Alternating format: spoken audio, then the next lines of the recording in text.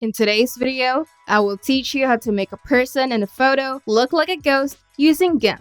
Let's get started.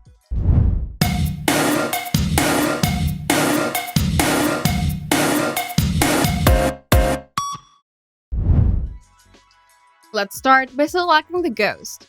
Use any selection method that suits your image to select the ghostly figure. Then you can use tools like Quick Mask Mode tool to paint your selection. And ensure to feather the edges of your selection by using a soft brush to seamlessly integrate the ghost into the image.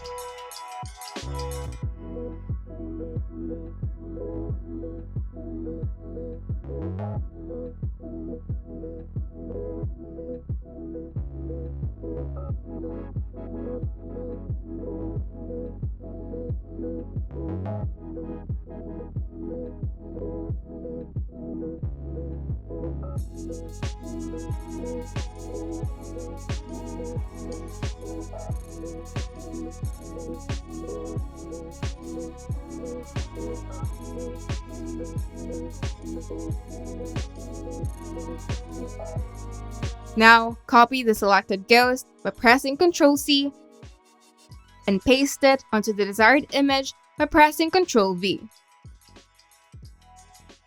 In the Layers panel, right-click on the floating layer, which is the pasted ghost, and select New Layer to convert it into a permanent layer.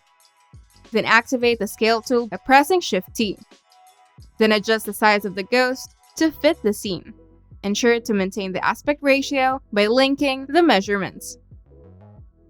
Then press Scale to apply the changes. Then use the Move tool to position the ghost where it looks best within the image. Then go to Colors.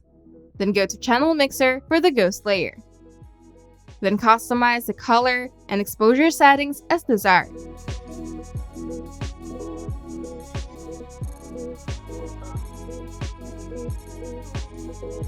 Then adjust the exposure to create a good balance of highlights, shadows, and midtones.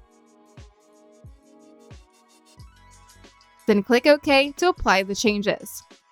Now we're going to experiment with layer modes and opacity. Explore different layer modes to find one that suits your ghostly effect. For example, Hard Light, which maintains highlights and shadows with stark contrast. Then adjust opacity settings to control the transparency of the ghost.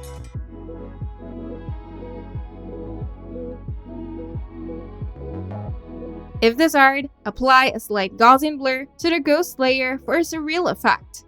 To do this, you can go to Filters, then Gaussian Blur. Then adjust the settings to your preference.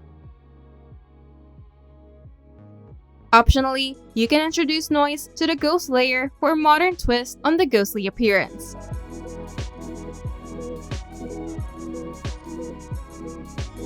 Now, we're going to create the fading effect. To do this, right-click on the ghost layer and select Add Layer Mask. Then use a large, soft-edged brush set to black to paint over areas that you want to conceal in the layer mask. Create a fading effect by painting with varying shades of gray to gradually increase opacity when desired. Alternatively, you can fill the layer mask with a black and white gradient for a more uniform fading effect.